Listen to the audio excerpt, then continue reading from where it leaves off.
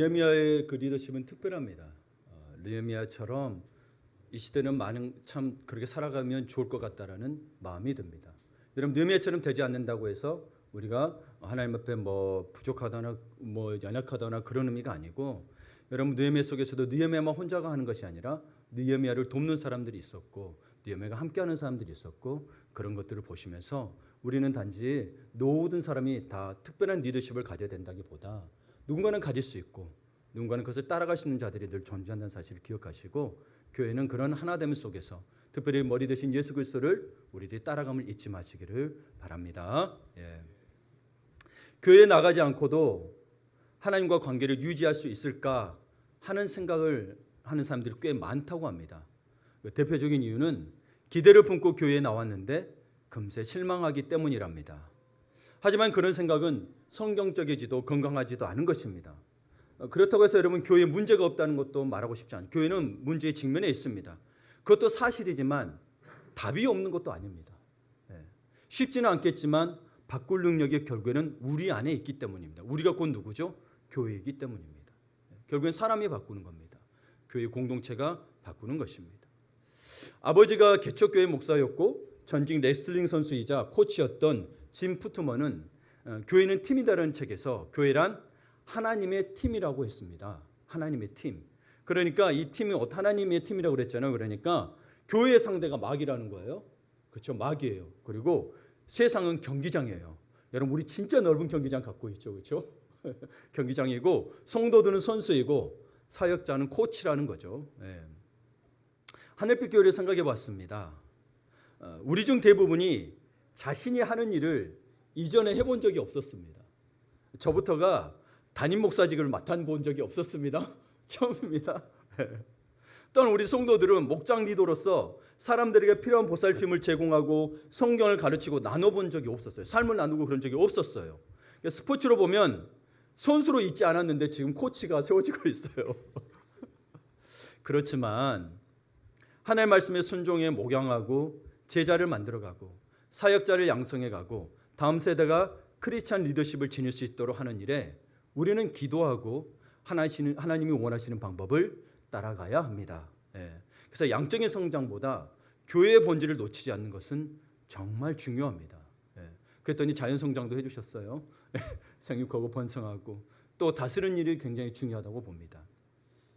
목양하고 제자를 삼아 삶에서 그리스도인으로 살아가는데 초점을 맞추는 것은 교인들이 구경꾼이 아니라 삶에서는 모두가 사역자가 되어야 하기 때문입니다. 물론 교회는 사역자가 따로 있습니다. 목사도 있고 중직자분들도 계시고 목장 리더들이 있습니다. 그러나 삶에서 여러분 하나님 안에서는 구경꾼이 되면 안 되고 세상으로서 빛과 소금의 역할을 감당해야 되는 사역자로서의 삶을 살아가야 됩니다. 그러므로 여러분 모두가 크리스찬 리더십을 가져야 합니다. 세상에서는 세상 사람과 동등하게 세상 속에서 빠져서가 아니라 우리 주님도 세상에 오셔서 결국은 악하지만 세상에 오셔서 세상을 사랑하사 세상을 이끌어가는 리더가 되셨던 것처럼 제자들도 그렇게 만드신 것처럼 우리도 크리스찬 리더들이 되어가야 합니다. 그게 빛과 소금입니다.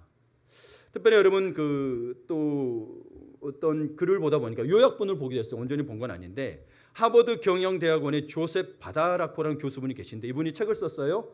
조용히 다스리기, Leading Quietly라는 책에서 조직에 대해서 이야기하고 있는데 조직을 움직이는 진정한 힘은 눈에 보이는 신화적인 리더들이 아니라 주어진 자리에서 조용하고 성실하게 일하는 수많은 사람들의 노력과 아이디어들의 썸이라고 했습니다. 그러니까 사람들의 눈에 보이는 화려한 스타나 영웅이 되는 것보다 무대 뒤에 서서 자기에게 주어진 힘들고 귀찮지만 반드시 해야 하는 일을 묵묵히 감당하는 사람들이란 거죠. 사실 조직의 꼭대기에 앉아있는 CEO의 결정 이상으로 회사의 운명에 영향을 줄 수 있는 것은 조직의 구석구석에서 부서 책임자들이 하는 말과 행동들이라고 말하고 있습니다. 예를 들면 마지막 품질 점검 과정에서 불량품을 발견한 제약회사의 팀장은 어떻게 대응을 해야 될까요? 여러분 그렇게 되면 처음부터 공정을 다시 해야 됩니다. 어디서 잘못된지 모르기 때문에 제약회사는 제약 하나 만들기 위해서 어마어마한 돈을 투자합니다. 근데 마지막에 잘못됐다. 처음부터 다시 해야 됩니다. 어떻게 해야 될까요? 사실 그렇게 하지 않아서 욕 얻어먹는 제약회사들도 꽤 있었죠. 또 다른 고객들이 보는 앞에서 회사의 서비스에 맹렬히 항의하는 고객에 대한 담당 직원의 대처는 작지만 엄청난 파장을 몰고 있는 일들입니다. 근데 여러분, 이 직원이 이러는데, 여러분, 우리나라에서 대표적으로 회장님들이 좀 그런 일을 했을 때 파장이 어마어마하게 일어났고 불매운동까지 일어났었죠. 여러분, 이게 얼마나 중요하냐면, 우리 이 장로님 중에 이 제조업을 하시는 분 계세요. 그래서 그 물건 하나 만드는데 교회에 가끔 이렇게 전도할 수 있도록 많은 양을 갖다 주세요. 정말 보면 말짱해요. 근데 왜 그러십니까? 봤더니 이거 크게 보면 큰 액수거든요. 글자 하나에 뭐 점 하나만 빠져도 새로 해야 되는 거예요. 예, 다 새로 처음부터 만들어야 돼요. 그 공정이 그래요. 예, 참 이런 작은 거 하나가 나중에 잘못됐을 때 수출길을 막을 수도 있기 때문인 거고, 직장의 직원들이 다 직장도 잃을 수 있는 일이 생기기 때문에 그렇습니다. 이 작은 거 하나가 굉장히 중요합니다. 그러면서 바다로코 교수는 A급 조용한 중간 리더들의 특징을 3가지로 꼽았습니다. 그러니까 중간 리더들 중에도 급이 있다는 거죠. A급 조용한 중간 리더들이라고 했는데, 첫째는 뭐냐면 자기절제입니다. 비즈니스 현장에서는 수시로 사람의 감정을 격발시키는 상황이 직면합니다. 그렇죠? 특별히 직장을 다니시는 분들 아시겠지만 실수하고 실패한 것들에 대한 책임을 교묘하게 부하에게 전가시키는 상사들이 있죠. 드라마 보면서도 이게 막 주먹을 쥐죠. 그렇죠? 예. 그리고 요령 피우면서 힘든 일을 안 하려는 부하를 보면 당장 소리치며 폭발하고 싶죠. 예. 그러나 조용한 중간 리더들은 흥분해서는 아무 도움이 안 된다는 것을 이미 잘 알고 있었기에 자신의 감정을 절제하며 냉정하게 상황을 해결한다고 합니다. 이게 여러분 최고의 CEO가 해결할 수 있었을까요? 우리나라의 최고 리더십들은 여러분 불같고 격하고 카리스마라고 표현합니다. 근데 그들 때문에 사실은 세워진 거 아닙니다. 그것을 같이 도와주고 이끌었던 중간 리더들이 있지 않고서는 불가능한 일입니다. 네. 여러분, 근데 그 중간 리더들은 뭐 냉혈한들일까요? 아닙니다. 그들도 사람이기에 억울하고 분한 감정이 있습니다. 그러나 밤에 혼자 소리 없이 울음을 삼킬지언정 낮에는 끝까지 웃고 있는 사람들이라고 이 책에서는 기록하고 있습니다. 그 아름다운 절제력이 모여 거대한 조직을 매끄럽게 굴러가게 하는 윤활유 같은 역할을 한다라고 이야기하고 있습니다. 둘째는 겸손입니다. 이들은 자신들의 힘으로 세상을 바꾸려는 꿈도 꾸지 않습니다. 다만 자기에게 주어진 역할을 묵묵히 철저히 할 뿐입니다. 특권보다는 의무를 중시하는 이들은 부당한 승진이나 출세를 탐내지 않는다고 합니다. 이 말은 여러분 승진이나 출세를 원하지 않는다는 게 아니고 부당한 것을 원하지 않는다는 겁니다. 그들은 겸손하기 때문에 쉽고 빠른 승리를 기대하지 않습니다. 어떠한 상대도 함부로 얕보지 않고 최선을 다합니다. 뛰어난 성과를 이루고도 항상 그들의 언어는 겸손하고 따뜻하다는 거죠. 갑질하지 않는다는 거죠. 네. 자기보다 더 뛰어난 사람들이 많음을 인정하기 때문에 항상 새로운 것을 배우고 발전하려고 합니다. 셋째, 강인함입니다. 그들은 한순간의 대전투가 아니라 길고 지루한 게릴라전을 해야 함을 알고 있다는 거죠. 그래서 어지간한 고통에도 쉽게 절망하지 않고 작은 승리에도 오만해지지 않는다고 합니다. 그 일을 다 매듭짓고 나서야 비로소 허리를 펴고 땀을 닦는 사람들이라고 여기 3가지 특징을 이야기하고 있습니다. 저는 이 요약본을 보면서 여러분 읽고 보니까 우리가 살아가고 있는 신앙인의 모습이라고 느꼈습니다. 저는 이분이 뭐 신앙 하나님 이야기에 나온 거지는 않았으나 이분이 신앙일 거라는 생각이 드는 거예요. 보면서 뭐 자기절제, 겸손, 강인함 다 성경에서 나오는 말들인데, 그리고 그들의 삶에 대해서 어떻게 하고 있는가는 여러분 세상의 성공에 대한 책을 보거나 조직에 대한 책을 볼 때 이런 표현을 거의 안 씁니다. 제가 몇 권 읽어봤어도 이분은 크리스찬일 거라는 저는 확신이 듭니다. 예. 여튼간에 여러분 이 3가지를 조용한 중간 리더의 특징을 이야기하고 있습니다. 그러니까 하나님이 원하시는 리더십, 진정한 크리스찬 리더십은 바로 여러분 이런 식으로 세상에 메말려 있는 사람, 은혜가 메말려 있는 사람들에게 하나님의 축복의 비, 성령의 담비를 가져다 주는 통로가 되는 사람입니다. 통로가 되는 사람입니다. 오늘 여러분 느헤미야가 그렇다는 거고 느헤미야와 함께 일했던 사람들이 그렇다라는 겁니다. 성벽을 쌓지 못해 비참한 하루하루를 보내게 있던 예루살렘의 유대인들에게 느헤미야는 바로 그 축복의 담비를 가지고 온 지도자였습니다. 열심히 기도하여서 왕의 허락을 받아내고 예루살렘에 도착해서 기도하며 철저한 사정 정찰을 끝낸 느헤미야는 하나님이 우리를 형통케 하실 거라는 믿음의 선포를 하며 드디어 성벽 재건 대공사의 막을 2장까지 보니 그때서야 막을 올렸습니다. 그리고 여러분 오늘 느헤미야 3장을 보니까 그의 리더십은 모든 백성들의 힘을 하나로 모았습니다. 예. 여러분 성벽 공사는 보통 일이 아니죠. 보통 일이 아니에요. 여러분 우리 제국의 힘 그리고 여러분 막강한 힘들이 더 있을수록 주변에 있을수록 성벽은 더 크고 두꺼웠습니다. 예를 들면 여호수아에 여러분 보게 되면 여호수아가 처음 가나안 땅에 들어가면서 먼저 전쟁에 맞닥뜨렸던 성이 무슨 성이었어요? 여리고성이었죠. 여리고성에 대한 고고학적인 자료를 보게 되면 이 가나안 땅 출입구로 들어간 요충지와 같은 이 여리고성의 성벽은 사두마차, 즉 말 4마리가 그냥 쌩쌩하고 달릴 수 있는 성벽의 두께였다고 합니다. 여러분 그리고 여호수아의 기록에 보게 오면 아시겠지만 기생라합이 성벽에 줄을 매달려서 정탐꾼을 보내게 되는데요. 사람이 살 수 있을 정도로 이 공간이 컸다는 거예요. 그럼 성벽 두께가 어느 정도라는 거예요? 굉장한 두께라는 거죠. 굉장한 두께라는 거죠. 그래서 여러분 그런데 예루살렘 성벽도 마찬가지. 그러나 이런 성벽들이 뭐하고 있냐면 고대 성벽은 적군이 공격하기는 어렵고 아군이 방어하기는 용이한 군사적 용도가 확실해야 됐었습니다. 대충 쌓더라도 하여튼 여러분 올라가서 사도마차는 못 다니더라도 나와서 군사들이 서서 위에서 이렇게 공격할 수 있도록 제가 좋아서 그렇습니다. 군사들이 서서 이렇게 공격할 수 있도록 해야 되지. 성벽 뒤에서 여러분 옛날에 우리나라 산성처럼 성인은 못 올라가고 성벽 뒤에만 있으면 무슨 공격을 해요? 공격하기도 못합니다. 그냥 밖에서 그냥 넘어오고 성벽 무너뜨리면 끝나는 거예요. 미리 막아야 되는 거죠. 그래서 여러분 예루살렘 성도 좀 사람이 살았다는 이 정도까지는 아니나 쉽게 만들어지지는 않았을 거라는 거죠. 그래서 여러분 예루살렘 성벽의 평면들 한번 보시게 되면 보세요. 오늘 여러분 1절에서도 보면 이렇게 시계 반대 방향으로 넘어갑니다. 양문, 십게이트, 어문, 피시게이트, M문 있죠. 올드게이트, 그리고 골짜기 문, 밸리게이트, 분문, 여기는 리퓨즈 게이트, 한국말로는 또 어떤 분은 덩문이라고도 해요. 쓰레기 문인데 여기 오물도 나갔어요. 그다음에 샘문, 파운테인 게이트, 그다음에 수문, 워터 게이트, 마문, 홀스 게이트, 동문, 이스트 게이트, 항미가문, 이거는 미카테라고 그랬나? 제가 단어가 어려워서 잊어버렸어요. 하여튼 있는 법이 있는데 여기는 여러분 한국말로는 한미값으로 했지만 이 의미가 히브리어적 의미인데 인스펙션 의미가 있습니다. 그래서 검사의 문이라는 뜻입니다. 그냥 통과되는 게 아니고 여기를 통과해서 검사하는 것들이 필요하다는 거죠. 이 문이 그래서 10개가 있습니다. 그래서 10개 이 문들 사이에서 성벽을 지금 쌓아가고 있는 겁니다. 문을 세우고 그다음에 성벽을 이어가고 있는 겁니다. 그래서 여러분 한번 상상을 해보세요. 이런 모든 것을 고려해야 하는 성벽 재건 공사를 느헤미야가 단 52일 만에 해냈습니다. 이것을 볼 때 그가 얼마나 기도하며 이것들을 생각하며 치밀하게 이 프로젝트를 준비해 왔는지를 알 수 있는 것 같습니다. 여러분 그래서 어떤 주석서를 보게 되면 강해서에 보게 되면 이 느헤미야가 그래서 페르시아에서 예루살렘을 내려올 때 건축 전문가를 함께 데려왔다라는 이제 아나나라는 추측을 하기도 합니다.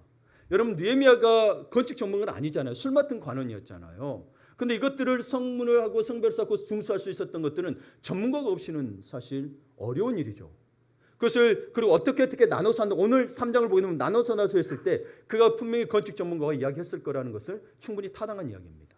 그가 여러분 같이 내려왔던 하나님이 거기에 있었을 때 붙여주셨던 성경에는 기록은 없으나 건축 전문가가 있을 거라는 것에 대해서 저는 생각해 봅니다. 그렇지 않고는 느헤미야가 치밀하다고 말할 수도 없죠. 자기 혼자 다 생각했을까 하는 생각은 그건 어렵습니다. 여러분 그렇기 때문에 목사들도 신이 됩니다. 그래서 옛날에 목사들을 신격화시켰죠. 그냥 기도만 하면 다 안다고 생각한 거예요. 아니었어요. 그거 다 속이는 거였어요. 여러분. 다 몰라요. 예, 저도 기도 많이 받아봤어요. 이 목사의 저 이야기하고 저 목사 이야기해요. 근데 내용이 달라요. 근데 자기가 믿은 대로 되는 거예요. 하나님 믿은 대로. 예. 그러니까 여러분 그게 흔들리 마시고 하나님 말씀을 믿으면 목사든 성도든 똑같습니다. 여러분. 주님 말씀 다 똑같아요. 단지 하나님의 질서에 의해서 이렇게 교회를 세워가는 거지. 여러분 그걸 놓치지 마세요. 그러나 그게 약한 분들은 때로는 기도를 받고 함께 목사의 기도나 또 기도하신 분들 기도를 받고 함께 나가는 게 필요하죠. 그게 필요 없다는 이야기는 아니에요. 근데 그게 통해서 사람을 신격화시키면 안 된다는 겁니다. 예, 절대 안 됩니다. 하나님이 기뻐하지 않아요. 그래서 여러분 이단들이 그렇게 됐다니까요. 그들을 신격화시키지 않았어도 여러분 이단이 안 생겼다니까요. 예. 여러분 그래서 여러분 이 참 제가 느헤미야를 여러분 은혜롭게 이야기하고 있는데 여러분 우리가 1절과 32절만 봤지만 느헤미야 3장을 한번 봐보세요. 읽으면서 저는 무슨 생각이 든 줄 아세요? 젊었을 때 노가다판에 갔던 생각밖에 안 났습니다. 봐보세요. 중수하고 건축하고 성벽 이야기만 나와요. 제가 샤시도 하고 내장 아파트 석고보드 내장 공사도 해보고 곡괭이도 해보고 샤시도 해보고 이야기했죠. 벽돌도 날라보고 옆에서 페인트칠도 해보고 여러분 여러 가지 해봤습니다. 이 생각밖에 이렇게 짓는구나. 읽으니까 그냥 저는 공사장판의 생각이 안 났는데 여러분 또 읽고 또 읽어보니 여기는 분명한 하나님의 질서가 있고 하나님의 말씀의 의미가 있습니다. 각자 맡은 일의 자리가 분명하다는 겁니다. 그리고 그 자리엔 다 의미가 있다는 사실입니다. 오늘 여러분 10개 문이 나왔지만 10개 다 제가 설명할 수는 없고 한 두세 가지 정도 여러분에게 이 의미, 특별한 의미가 있는 문들에 대해서 이야기하고자 합니다. 첫 번째 봐야 될 문이 양문입니다. 쉽게이트. 이건 뭘 의미하느냐? 여러분 모든 일의 시작은 예배라는 걸 의미합니다. 그리고 여러분 31절과 32절에 되었죠. 이 양문이 1절에 나오고 32절에 나옵니다. 또 뭐예요? 시작과 끝을 예배. 즉 하나님을 먼저 하나님을 예배하고 하나님을 찾고 예수 그리스도의 십자가 보혈로 시작하고 끝나야 된다는 걸 의미합니다. 한번 설명을 하겠습니다. 먼저 북쪽의 양문은 시계 반대 방향으로 해서 성벽 작업이 차례대로 진행이 되었습니다. 근데 왜 양문에서 공사를 시작했고 양문으로 끝냈느냐? 사실 여러분 양문으로 시작한다는 의미는 어떤 의미냐면 주로 북쪽에서 적들이 쳐들어왔어요. 그래서 여러분 신앙이 없는 자들은 적들을 막기 위해서 북쪽을 먼저 공사를 시작했을 수 있어요. 그러나 여러분 느헤미야가 단순히 그것만 생각했을까라는 걸 생각해 보셔야 됩니다. 그것만 생각했다면 여러분 뭐하러 내려왔겠어요? 페르시아에서. 너희들 알아서 군대 잘 세우고 하라면 됐겠죠. 그건 아니고 그보다 중요한 이유는 그것도 여러분 어문도 아니고 양문에서부터 시작했어요. 사람들이 제사에 바칠 양들을 몰고 들어오는 문이 바로 이 문이었기 때문입니다. 양문은 후에 신약에 와서 어떤 일로 의미를 알게 되냐면 우리 죄를 위하여 십자가에 못 박혀 죽으실 어린 양 예수 그리스도를 의미합니다. 십자가를 통해 영원히 하늘 아버지께 통하는 문이 열리게 되었다는 거예요. 그래서 여러분 우리도 사실은 양의 문, 만약에 우리가 구약시대 그러면 양의 문을 통해서 양들을 여러분 다 데리고 와야 돼요. 양이든 소든 뭐든 데리고 와야 돼요. 근데 우리 그냥 왔잖아요. 뭐 들고 왔어요? 예수 그리스도의 보혈. 그것만 들고 오는 거예요. 그것만 들고 오는 거예요. 그래서 이것이 없으면 여러분 성령 보게 되면 담을 넘어와도 안 돼요. 성령 보면 담을 넘어와도 도둑질하는 자라고 이야기해요. 반드시 양의 문, 즉 예수 그리스도를 통과해 구원이 있다고 이야기합니다. 그래서 철로역정에도 보게 되면 막 넘어온 적 중간에 와가지고 막 신앙생활 하는 사람들이 있어요. 근데 그거 다 거짓이에요. 보게 되면. 철로역정 한번 읽어보세요. 다 거짓. 반드시 예수 그리스도 양의 문을 통과해야 합니다. 그리고 여기를 누가 중수하게 되냐면 제사장들을 통해서 이 문을 중수하게 합니다. 그렇죠? 아무나 하는 게 아니에요. 제사장들이 하게 있고 그리고 다른 곳들과 거룩하게 구별하여 하나님께 봉헌합니다. 이 10개 문이죠. 물론 여기 10개 문인데 이게 어떤 의미를 생각나게 하냐면 여러분 우리도 제일 먼저 열매를 맺게 되면 뭘 먼저 드리게 돼요? 하나님께 10의 1조를 드리게 되죠. 그러니까 이 건축 사역도 이 양의 문을 먼저 드린 것은 하나님이 제일 먼저 시작하며 이룩한 열매라고 해서 이 마치 11조처럼 하나님께 감사를 드렸던 거예요. 그래서 여기는 특별히 하나님께 봉헌하는 의식이 있습니다. 다른 문은 없어요. 이 신앙에 따라서 그들의 마음을 한패 드리는 거죠. 이 문이 주님의 것입니다. 주님이 지켜주셔야 합니다라는 의미가 들어있는 거죠. 이 성벽의 모든 건축들이. 그래서 여러분의 11조가 그런 의미가 담겨져 있습니다. 그리고 교회의 모든 시작과 끝은 예수님이요 십자가라고 의미하고 있는 거예요. 그 구약적으로 보게 되면 시작이 양의 문이고 양문으로 끝났으나 신약적으로는 뭐예요? 예수님이잖아요. 예수님이 시작과 끝이. 즉 그래서 계시록에 보면 뭐예요? 예수님은 알파와 오메가라고 말씀하셨던 거예요. 그러니까 느헤미야가 제사를 드리는 양의 문을 공사의 시작이요 마지막 완결점으로 잡은 것은 이런 영적 의미가 있는 거예요. 그냥 했다는 게 아닌 거예요. 하나님을 예배하는 것, 십자가를 묵상하는 것, 예수님을 경배하는 것이 우리 삶의 절대 우선순위입니다. 그래서 여러분 이스라엘 백성이 출애굽해서 여러분 노예 생활에 놓인 게 핵심이 아니에요. 이스라엘 백성을 노예에서 풀어달라고 모세가 한 게 아니고 모세에게 바로에게 가서 뭐라고 이야기해요? 이 백성을 하나님께 예배드릴 수 있도록 풀어달라고 이야기하죠. 그래서 실제로 와서 그들에게 먼저 하나님이 주신 거 뭐냐면 집도 뭣도 아니에요. 뭐예요? 율법을 먼저 주시는데 모든 율법이 뭐예요? 예배의 초점. 예배 성전 이렇게 건축하라고 성막을 이렇게 건축하라고 주게 됩니다. 그래서 여러분 이게 핵심인 거지. 광야 생활의 핵심은 예배가 핵심인 거지. 우리가 풀려났다가 핵심이 아닙니다. 예배 드리지 않으면 풀려나도 의미가 없는 거예요. 그걸 놓치지 마세요. 예배를 귀하게 여기셔야 돼요. 그래야 여러분 모든 삶의 해결이 시작됩니다. 문제 해결은 여기서부터 시작인 거예요. 안 그러면 여러분 평생 시달리다가 고달프게 살게 당합니다. 그래서 제일 먼저 광야 생활하면 이들은 어딜 가든지 하나님의 장막을 지은 후에 그 후에 12지파의 장막들을 세웠어요. 예. 하나님을 섬기는 것, 그것은 당신 삶의 최우선 순위여야 하고 당신 인생 모든 것의 중심에 있어야 합니다. 아멘. 그래서 여러분 학개서를 보게 되면 학개가요 울어요. 성전을 보면서. 네, 성전과 성벽이 회파됐을 때 울어요. 왜 우냐면 너희들은 좋은 집을 짓고 살면서 성전과 성벽이 저렇게 회파됐는데 너희들 어떻게 그럴 수 있냐면 학개 선지가 웁니다. 그러면서 성전을 재건할 수 있도록 이야기한 거예요. 네, 가슴 아픈 이야기들이에요. 말라기도 마찬가지예요. 자기들은 잘 먹고 사니까 11조도 안 하고 살아. 그러니까 너의 11조 바쳐서 하나님의 전을 세울 수 있도록 하라고 한 거예요. 너희의 뭐부터 시작됐냐라는 거예요. 그래서 여러분 11조는 신앙의 처음이고 여러분 중심이 담겨 있는 거지. 이걸 해야 뭐 구원받는 그런 의미는 아니에요. 여러분 말씀 하나 믿는 자라면 이건 말 안 해도 하게 돼 있는 거예요. 예, 말 안 해도 굳이 제가 11조에서 여러분 막 어떻게 하라고 말도 안 드리는 거예요. 읽어보면 믿음이 생기면 하게 된다. 그게까지는 시간이 걸릴 수 있다. 예, 그런 겁니다. 그러니 여러분 최근에 와서 뭐 11조에 대해서 뭐 막 어떻고 이야기하는 거 흔들리지 마십시오. 예. 여러분 말씀 읽어보면 압니다. 정말 묵상해보면 압니다. 하나님이 복 주시겠어라는 걸 알게 됩니다. 예. 신앙의 고백인 걸 알게 됩니다. 없어도 하고 싶어져요. 없어도 하고 싶어져요. 정말로. 예. 그 다음 이 느헤미야의 이 성벽 재건의 일을 보게 되니까 욕심내지 말고 조금씩 하라고 되어 있습니다. 왜 의미를 보게 되냐면 느헤미야가 예루살렘에 거주하는 사람들을 배치시킬 때 될 수 있는 대로 자기 집과 가까운 성벽을 수리하게 했습니다. 딱 읽어보면 뭐 6명의 지도자들이 나와요. 그리고 그들이 이끄는 팀들이 있습니다. 중간 리더자들이 있다는 이야기예요. 처음에 이야기한 이거 의미 때문에 했습니다. 느헤미야 혼자서만 되는 건 아니에요. 중간 리더자들이 있고 그리고 제사장들도 자신의 거주지와 마주하고 있는 성벽을 수리하게끔 배치되었습니다. 성벽을 수리하게끔. 자기 집 앞에 성벽을 수리하는 일이니 시키지 않아도 얼마나 열심히 하겠어요. 막아야 되잖아요. 그렇죠? 안전을 위해서. 확실한 동기가 부여된 셈이죠.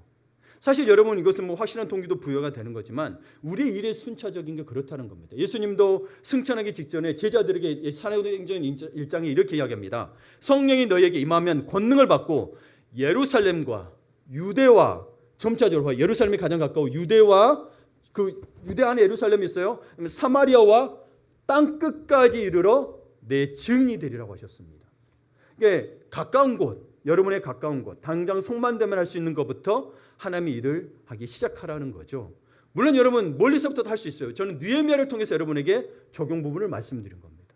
멀리서 할 수도 있어요. 선교사님들 그럼 멀리 가서 처음부터 가신 분들도 계시잖아요. 그럼 잘못됐냐? 그게 아니고 저는 느헤미야를 통해서 여러분에게 어떤 분의 감동이 있을 것이고 이것을 깨달음이 있을 것이라고 생각하기 때문에 그렇습니다. 그러니 여러분 우리 중직자분들도 팀장님들, 목장 리더님들 우리 교우들이 쉽게 할 수 있는 하나님의 일을 할 수 있도록 도전하고 격려하시길 바랍니다. 그게 뭐 작은 청소도 될 수 있어요. 예. 뭐 아이를 돌보는 것도 될 수 있어요. 잠깐 앉아서 이렇게 트림 시키는 것도 보통 일이 아니거든요. 여러분 이것도 트림 안 하면 20분 30분씩 앉고 있어야 돼요. 예, 보통 일 아닌데 다들 하심 퀴즈라든지 뭐 새벽기도라든지 작은 것부터 고민해 주시길 바랍니다. 특별히 여러분 우리 부모들은 자녀들의 미래를 위해서 기도와 말씀으로 양육해야 합니다. 그리고 교육해야 합니다. 준비하고 실력을 키우는 것이 가장 확실한 동기부여가 될 줄 믿습니다. 그래서 우리 하심 퀴즈, 하심 중등부 앞으로 이 다음 세대들에서 그렇게 믿음으로의 기도만 말씀하는 게 아닙니다. 여러분에게 그 길들을 어떻게 준비하고 실력을 키울 수 있는 것인지 그런 것들도 배워갔으면 좋겠고 마침 우리 장현희 목사님 오셔서 교육부 쪽에 탁월하신 분입니다. 물론 본인은 아니라고 하시지만 하여튼 저희보다는 뛰어나십니다. 하나님이 우리 기도회였는데 하나님 어떻게 인도하실지 또 생각해 봅니다. 우리 또 저 아들 되는 영인이도 미국에서 대학 다니고 있고 저는 생각하기에 대학만큼은 저는 미국 갔으면 좋겠다는 생각이 듭니다. 한국 대학은 진짜 철저히 여러분 좋은 대학과 뭐요? 좋은 직장의 취업에 철저히 맞춰져 있습니다. 이게 안타까운 현실이에요. 안타까운 현실이에요. 네. 그래서 저도 우리 자녀들 가능하면 여러분 자녀들도 여러분 우리 교회 성도를 줄여둬도 좋습니다. 미국 가도 또 좋은 교회들이 있습니다. 하나님의 나라는 어디에든 있습니다. 여러분 기도하고 여러분 손자 손녀들 위해서 재정이 많이 들어가겠지만 기도하고 준비합시다. 그래서 어떻게 준비될지를 하고 또 어떻게 그러니 우리는 말씀과 기도로서 키워가면서 그것들을 준비하고 나중에 때가 되면 함께 보내고 그래서 우리 장목사님과도 이야기하면서 아이들 나중에 중고등학생들 좀 되면 미국 대학들 여러분 아이비리그만이 아니라 좋은 대학들도 많이 있어요. 한번 가서 보고 오게 되면 그들의 시야가 넓어지고 더 열심히 하지 않을까라는 이야기도 나누었습니다. 저도 전적으로 동의합니다. 예. 그것들을 가지고 우리가 또 기도하고 준비해 봅시다. 예. 준비했으면 좋겠어요. 늘 사실 기도하고 있었어요. 근데 어떻게 될지는 우리가 모르고 있었던 분이고 저는 기도하고 있었어요. 우리 기도가 계신 우리 중직자분들도 계시고 부모들도 계실 거예요. 예. 여러분 그리고 그러니 우리가 한꺼번에 하지 말고 먼저 신앙을 잘 양육시키십시다. 좋은 대학의 목표가 먼저가 아니고 여러분 신앙으로 먼저 기도와 말씀으로 살아가는 아이들이 돼야 어디 가서든 여러분 훌륭한 아이로 자랄 수 있습니다. 안 그러면 여러분 멀리 보내놓고 늘 노심초사해요. 돈만 펑펑 써요. 네. 그러니 우리 그래서 또 기도하고 준비합시다. 예. 그리고 여러분 그 다음 제가 그 다음 마주 쓰죠. 이 느헤미야 3장에 가장 많이 나오는 단어가 그 다음은입니다. 봐보세요. 그 다음은 나와요. Next to them, next to him. 그들 다음, 그 다음엔 이건 거예요. 사람들에게 계속 이야기하고 있습니다. 사람들에게 계속 맡기고 있다라는 거예요. 마치 이음새처럼 계속 맡기고 있어요. 끊어지지 않고. 그러니까 이는 느헤미야가 팀을 구성해서 신속하게 일꾼들을 적재조소에 배치한 것을 의미합니다. 여러분 다 쌓았어요. 한 곳이 뚫릴 때면 어떻게 되겠어요? 쌓아나만 하죠. 꼬리 쳐들어오면 끝이잖아요. 기둥이 성벽도 힘을 못 버팁니다. 네. 그러니까 적재조소에 배치했어요. 그러니까 여러분 느헤미야가 와가지고 예루살렘 와가지고 3일 만에 정찰했던 것은 그냥 정찰한 게 아니라는 거죠. 적재조소에 어떤 사람들을 위치하며 배치칠 것인지를 작업할 했다는 것을 이 느헤미야 3장을 통해서 알 수 있다는 거예요.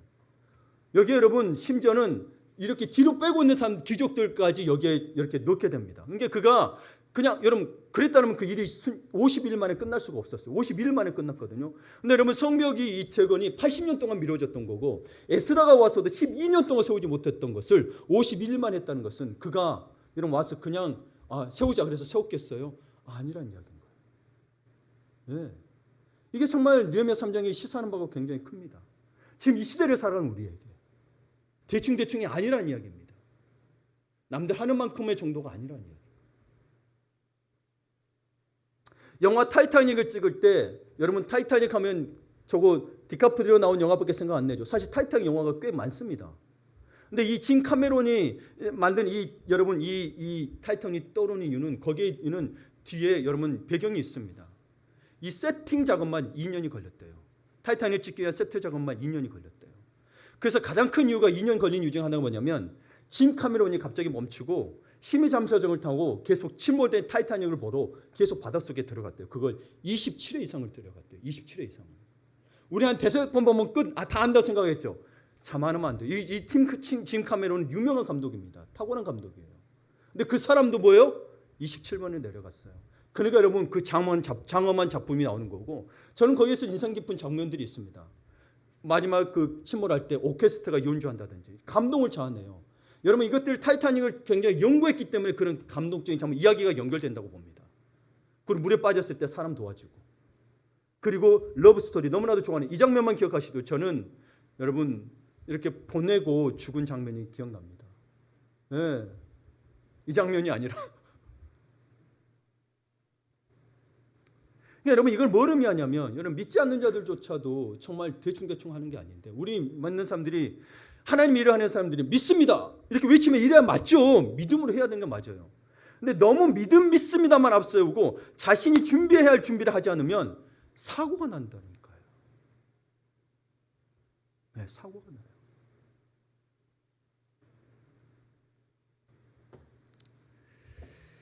그러니까 여러분 느헤미야가 52일 만에 이 짧은 시간 만에 할 수 있었던 것은 기도하면서 그만큼 철저히 준비하고 토의하고 또 기도하고 나누고 했기 때문에 일사불란하게 시켰을 때 할 수 있었던 거죠. 이걸 같이 공유하지 않았다면 여러분 누가 맡겠어요? 여러분 뭐 때문에 해야 되죠? 내가 왜 그걸 해야 되죠? 우리 실패했는데. 그렇죠? 네. 계속 그런 했더니 여기 나와 있지만 그게 했다는 거죠. 갑자기 일 시키고 해봐 이게 아니라 같이 공유하고 같이 할 수 있도록 마음이 합해지도록. 이 작업이 오래 걸려야 된다고 맞다고 봅니다. 저는. 일을 빨리 끝내는 게 아니라 일은 빨리 끝낼 수 있어요. 이 마음만 맞으면. 이게 1시간 만에 되면 하루 만에도 끝낼 수 있고 이게 안 맞으면 1년도 걸린다는 거예요. 네.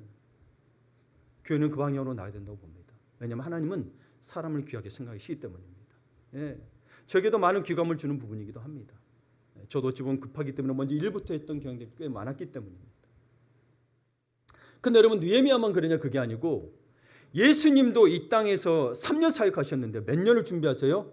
30년을 침묵하십니다. 계속 알리지 마라 그러잖아. 봐보세요. 아직 드러낼 때가 아니다. 내가 낯설 때가 아니다. 뭐요? 준비 기간인 거예요. 30년을 준비하시고 3년을 사역하셨는데 우리는 거꾸로 3년 준비하고 30년을 써먹으려고 하는 게 문제라는 거죠. 물론 여러분 예수님께서 제자 훈련을 3년 하시고 보내셨습니다. 예. 우리도 제자 훈련은 최소 3년, 어떤 사람 10년 걸릴 수도 있어요. 포기하지 않고 해야 되는 거죠. 예. 제자가 되어야 한다는 거죠. 기도해야 된다는 거죠. 예. 그래서 우리는 느헤미야에게서 하나님의 일을 할 때 조그만 일이라도 대충 하지 않았으면 좋겠다. 우리가 다 어떤 사람보다 더 섬세함이 서로 다를 수 있어요. 그래도 내가 할 수 있는 최선으로 철저히 준비했으면 좋겠다. 하나님한테 하는 거잖아요. 그렇죠? 그러니까 여러분 처음에는 실수할 수 있고 여러분 부족할 수 있어요. 그걸 뭐라는 게 아니에요. 그러나 1년 전이나 예전에 10년 전이나 지금이나 똑같다면 이거는 이제 문제인 거죠. 그렇죠? 예. 그러니까 여러분 우리도 준비해 가시길 바랍니다. 자신의 부족함을 내려놓고 하나님 무엇을 바꿔가야 될까요? 바꿔가시고 성장하시길 바랍니다. 예. 특별히 여러분 1절부터 32절까지 이렇게 문에서 문으로 성벽을 연결합니다. 10개였죠? 근데 그 느헤미야가 성벽 공사에 동참한 일꾼들의 이름과 신상 명세서를 일일이 열거하고 있다는 사실입니다. 물론 다른 곳에 공사할 때도 솔로몬도 공사 그럼 다 연결하면 좋잖아요. 근데 아니고 느헤미야에 특별히 이렇게 돼 있다는 겁니다. 성경은 하나님의 감동으로 되었습니다. 그러니까 그냥 쓰여진 게 아니란 이야기예요. 느헤미야를 통하여 이 사람들의 이름을 하나하나 기록했다는 것은 하나님께서는 사람 하나하나가 특별하고 중요하다는 것입니다. 여러분이 정말 특별하고 중요하다는 거예요. 하나님께서. 세상은 여러분에게 자꾸 이렇게 막 이야기하고 못났다고 이야기할지 몰라도 하나님은 그러신 적이 없어요. 여러분 정말 특별하고 중요합니다. 그래서 느헤미야는 귀족과 백성들을 다 참여시키고 요령 부리고 핑계하던 그 뒷전으로 빠지는 무리들까지 다 참여시킵니다. 사실 이건 여러분 굉장히 힘든 일입니다. 여러분 느헤미야가 그랬다고 해서 여러분 교회에서 그러면 안 됩니다. 느헤미야는 특별한 사람인 것 같아요. 저는 느헤미야처럼은 아직은 아닌 것 같습니다. 그래서 여러분 이런 사람들을 참여시킬 만한 능력은 아직 안 되지만 저는 이 사람들에게 초점이 아니라 특히 여러분 특별하게 초점을 맞춰야 될 사람이 있습니다. 1절에서 3절을 보게 되면 대제사장 엘리야십을 비롯한 제사장들이 가장 먼저 중요한 북쪽의 양문과 함메아 망대와 하나 될 망대를 건축했습니다. 예. 가장 어려우나 전략적으로 중요한 지점이죠. 쳐들어온 걸 봐야 되거든요. 망대를 세워야 되거든요. 중요한 지점을 교회 지도자들이 앞장서서 맡은 것과 같습니다. 여러분 교회도 오게 되면서 우리 중지자분들, 저도 그렇습니다만은 같이 함께 있어서 많이 헌신들 했습니다. 본인들의 생각도 내려놨고 본인들의 방법도 내려놨고 심지어 물질과 시간도 특별히 드렸습니다. 근데 무엇보다도 저는 우리 중지자분들에게 감사한 것은 물론 여러분 중지자뿐만이 아닙니다. 여러분 다 하셨습니다. 그러나 중지자분들이 결정해 주지 않으셨으면 하지 못하는 일인데 코로나 기간에 교육관을 구입한 겁니다. 여러분 그때 마침 잘 구입했어요. 지난번에도 이야기했지만 근데 여러분 여기가 유흥시설이 있기 때문에 교육관으로 여기는 교육시설을 못 써요. 교육관이. 근데 저희가 되면서 우리가 교육시설로 쓸 수 있는 거고 앞으로 다른 일들을 할 수 있다라는 겁니다. 이게 참 너무나도 감사한 일인 거예요. 예. 그래서 하나님 앞에 좀 기대가 되고 우리 하심키즈가 마음껏 거기에서 성경도 읽고 못 할 수 있고 뛰어놀 수도 있고 너무너무 감사하다는 거죠. 근데 여러분 거기는 밤에서도 할 수 있고 그러니까 여러분 이번 수련회 때는 BBS 때는 밤에 자기도 했잖아요. 근데 여기는 밤에서 못 잔다니까요. 옆에 담배 냄새, 노랫소리 심지어 여러분 12월이 되게 되면 낮에부터 예약해가지고 와서 세팅하느라고 시끄럽습니다. 예.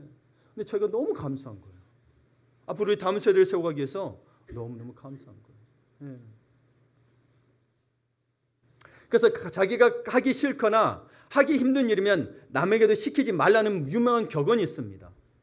근데 우리 중직자분들이 먼저 해주셨고, 여러분 이렇게 오늘 또 뭐 건축금에 대해서 또 나왔지만은 여러분 이게 쉽지 않은 일입니다.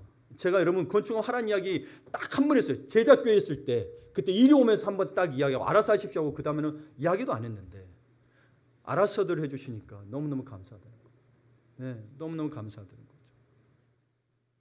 여하튼 여러분 크리스찬 리더인 당신이 먼저 가장 어렵고 힘든 지점을 맡아 해결해야 다른 사람들이 힘을 내어 일에 동참할 수 있습니다. 그것들을 먼저 저는 우리 중직자분들 칭찬할 수밖에 없어요.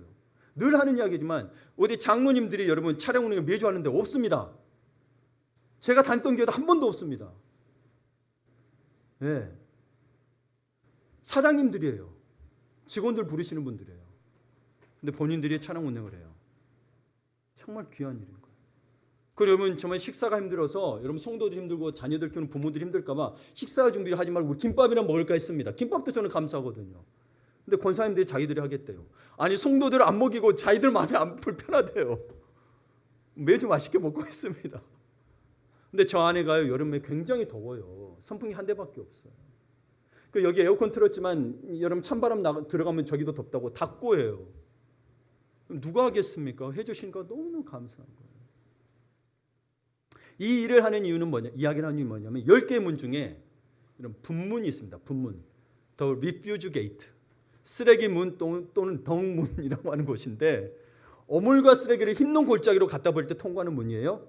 근데 그런 문이라고 해서 아무렇게나 만들지 않고 다른 문들처럼 최선을 다해 온전하고 튼튼한 문으로 만들었어요. 14절을 봅니다. 함께 읽어볼까요? 분문은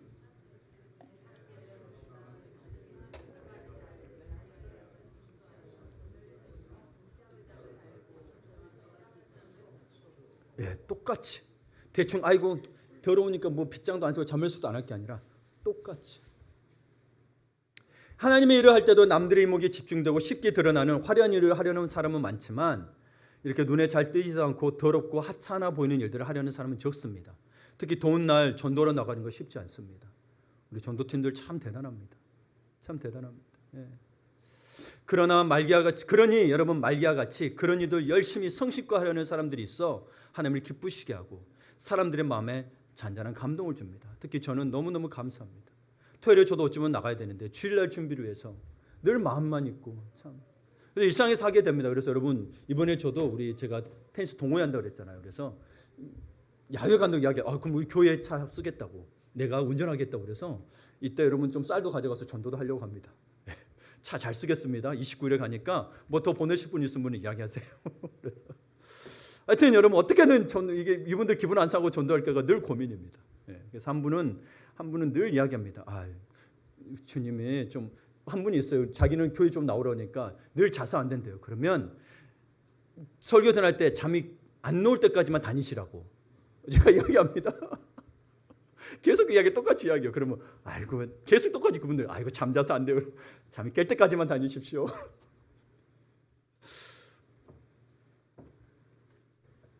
그러니 여러분 남들이 보기 하찮은 일, 더러운 일을 한번 맡아서 해보는 사람이 되길 바랍니다.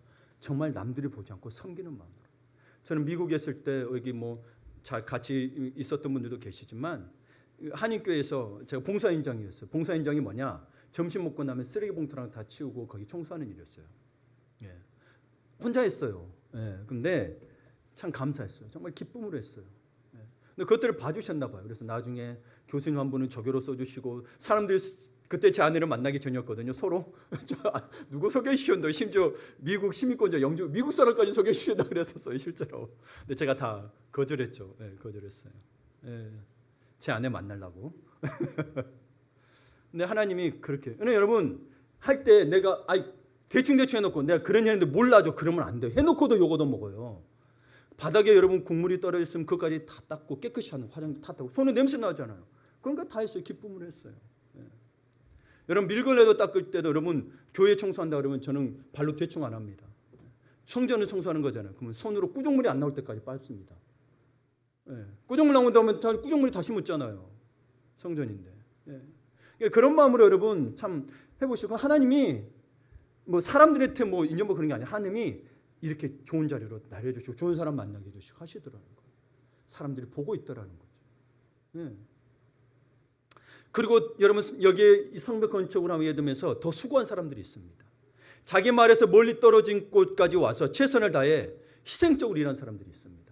2절을 한번 보게 되면 그 다음은 여리고 사람들이 건축하였고, 이 여리고 사람들이 나옵니다. 양문에서 어문에 이르는 북쪽에 있는 성벽을 여리고 사람들이 건축했다고 되어 있는데요. 이 여리고는 예루살렘에서 직선거리로 27km나 떨어진 거리입니다. 그럼 여러분 꼬불꼬로 그 당시엔 직선이 없었죠. 직선길이. 그렇죠. 근데 직선은 그렇다는 거예요. 그럼 심지어 더 늘어나게 30km 이상이 됐겠죠.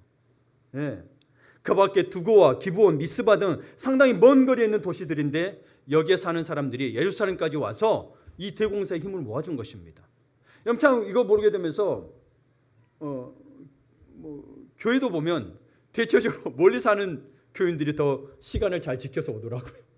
물론 다 그런 건 아닌데 먼저 멀리 사는 분들이 먼저 더 일찍 와요. 1, 2부 봐보세요. 멀리 있는 분들이 더 일찍 와요. 이거는 무슨 의미냐면 멀리 있기 때문이 아니라 뭘 의미하냐면 남보다 더 일찍 일어나서 더 많은 시간과 힘을 내서 왔다는 것은 대가를 지불했다는 겁니다. 대가를 지불했다는 거예요. 남들보다 더 자고 싶은데 덜 잤다는 거고 기름값 시간 들여서 더 왔다는 겁니다. 참 귀하다는 거죠. 참 귀하다는 거예요.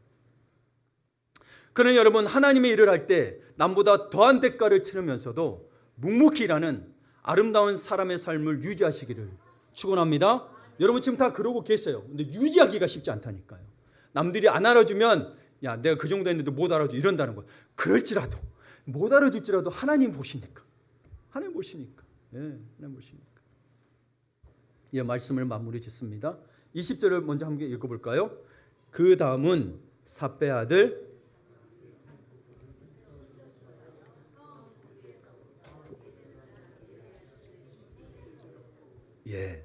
1절부터 32절에 보게 되면 느헤미야가 특별히 삼배 아들 바룩에 대해서 이 사람에게만 특별히 쓰는 용어가 있습니다.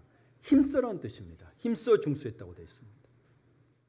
열심히 내어 혼신을 힘을 내어 일했다라고 여기에만 독특하게 표현하고 있습니다. 그만큼 그의 열심이 다른 이들에 비해서 인상적이었던 것입니다. 느헤미야가 여러분 이렇게 했던 것은 여러분 성경은 누구의 감동으로 쓰여진 거라고요? 하나님의 감동으로요. 여러분 느헤미야가 개인적으로 했다는 걸 의미하는 게 아니에요. 그리고 이것은 다른 사람들이 적당히 일했다는 의미가 아니에요. 모두 열심히 일하는데 그 가운데서도 바룩의 팀들의 열정이 두드러졌다는 뜻입니다. 사도 바울도 이런 표현을 씁니다. 우리가 무슨 일을 하듯 주님께 하듯 하라고 합니다. 주님께 하는데 대충 하실 거예요? 제 말이 그 말입니다. 교회 청소도 대충 하는 게 아닙니다. 주님의 전이기 때문에 주님께 하듯 하는 거지. 여러분 건물 청소 안 해도 괜찮아요. 근데 주님을 위하는 마음이 있다라면 대충 하겠냐는 거예요. 여러분이 맡고 있는 일들을 주님께 하는 일이라면 대충 하겠냐는 거예요. 그런 여러분 한번 봅시다. 나는 하나님의 일을 할 때 남이 보든 안 보든 최선을 다하는 사람인가요? 아니면 남이 안 알아주면 힘들고 고통스러운가요? 하나님이 다 보고 계십니다. 이 많은 사람들의 이름과 신상 명세서 심지어 열심히 일하는지 안 하는지 일하는 스타일까지도 느헤미야는 꼼꼼하게 기억하여 적고 있습니다. 이거는 느헤미야 자신의 힘으로 한 게 아니에요. 성경은 뭐예요? 그 당시에는 느헤미야 개인적으로 했을지 몰라도 성경에 기록되는 순간 성령의 감동으로 된 것이기 때문에 성령께서 그것을 보게 하시고 기억나게 하셔서 기록하게 하신 거죠. 그렇죠? 다른 데도 많은 일하는데 특히 느헤미야를 그렇게 됐다는 건 그렇게 하셨다는 거예요. 하나님께서는 이 모든 사람들의 헌신이 다 특별하고 다 우주처럼 소중하게 여기시는 겁니다. 저도 여러분의 성경을 일일이 다 알 수도 없고 또 안다고 일일이 열갈 수는 없습니다. 그래서 여러분 보게 되면 제가 그분들의 이름을 이야기하지 않고 늘 감사하다고 전합니다. 근데 하나님이 다 보고 계십니다. 다 보고 계십니다. 그리고 여러분 왜 하나님이 다 보고 계시냐? 당신은 하나님에게 특별한 존재이기 때문에 그렇습니다. 아멘. 여러분 하나님에게 특별한 존재입니다. 우리 주변에도 여러분 좌우 앞뒤로 합시다. 당신은 하나님에게 특별한 존재입니다. 서로 인사합시다. 하나님의 특별한 존재. 눈빛에 진심을 담아서. 정말 그렇습니다. 여러분이 없으면 저도 우리가 작은 교회 큰 게 작은 교회라도 여러분이 없으면 여러분이 중간에서 이렇게 해주지 않으면 저도 못해 나갑니다. 교회 문 벌써 닫았어야죠, 그렇죠? 교회는 벌써 닫았어야 돼요. 실제로 닫은 교회들이 많아요. 그렇다고 닫은 교회들이 다 그렇다는 이야기는 아닙니다. 사람이 없어서 닫는 경우가 많은 경우지만 만약 어느 정도 됐는데 닫았다. 그러면 그런 사람들이 없기 때문인 거예요. 교회는 그리스도의 몸입니다. 우리 모두는 그 교회를 구성하고 있는 지체들입니다. 저 갓난 아이도. 하나님의 자녀된 우리들은 함께 하나님의 성벽을 만들어가는 코어 워커, 동역자들입니다. 여러분의 성격의 차이, 기질의 차이, 그리고 배움의 차이 다 있을지 몰라도 여러분 한 사람 누구는 빠지고 누구는 들어오고 뛰어난 사람이 들어오고는 없어요. 한 사람이라도 해주지 않으면 여러분 벽돌 한 장이 없으면 바람이 송송 들어옵니다. 비록 벽돌 한 장 쌓아놓고 오면 별볼 아닌 것 같고 인테리어가 더 빛나지만 벽돌이 없으면 바람 겨울에 송송 들어오고 여름에 에어컨 바람 다 빠지고 덥습니다. 다 소중합니다. 여러분이 있어서 저는 정말 감사합니다. 그리고 먼저 섬겨주시고 본이 되어주신 분들도 특별히 더 감사하고. 그러니 우리 모두가 하나님이 세우시는 가이드를 따라 주어진 장소에서 주어진 재능을 가지고 최선을 다해 일할 때 강하고 튼튼한 성벽이 세워집니다. 이 성벽은 첫째, 하나님께 영광을 돌리게 됩니다. 왜? 하나님이 도우심을 하셨고 다 기도로 말미암아 시작됐고 함께 세웠습니다. 둘째, 하나님의 백성들을 적들로부터 보호하고 지켜줄 것입니다.